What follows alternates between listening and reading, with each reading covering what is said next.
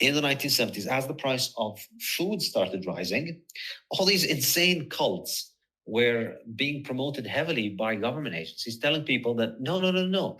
The meat that is the common food of all humans all over the earth, there isn't a single, there's never been a society that lives without animal products. It's impossible to find.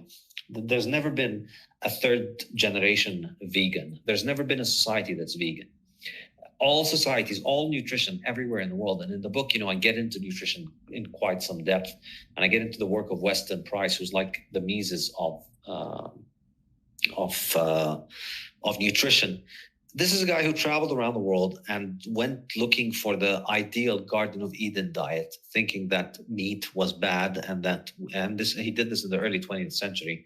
So when many parts of the world were still isolated and they didn't have trade with the rest of the world. And he went and visited very isolated tribes all over the world, trying to find somebody who had managed to live on this perfect Garden of Eden green diet without meat. And he couldn't find anybody. And even when he did find vegetarians, their entire food revolved heavily around animal fats. And the healthier the people were, the more animal meat they ate.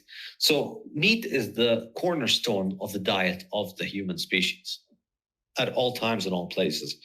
But thanks to fiat and thanks to inflation, we had in the 1970s these insane movements to try and tell people that no, actually meat is bad for you and meat is bad for the planet. And instead you should be eating things that are very cheap to produce, grains, because these things can be produced with mass industrialization. They're basically industrial products. They're not natural food. They're not food for human beings. They're industrial products. And agriculture in the 1970s, and I get to this into detail, focused on moving people toward eating heavily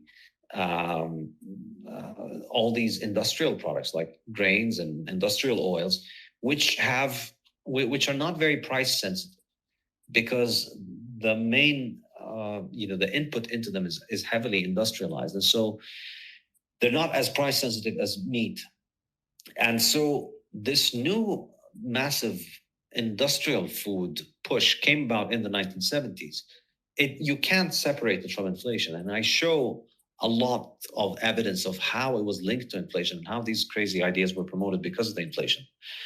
The importance of that, and then, of course, there's a chapter on fiat science and fiat academia and the university and how universities have been completely compromised, which, serves to further these propaganda, whether it's on meat or on carbon dioxide and fossil fuels being evil, and basically to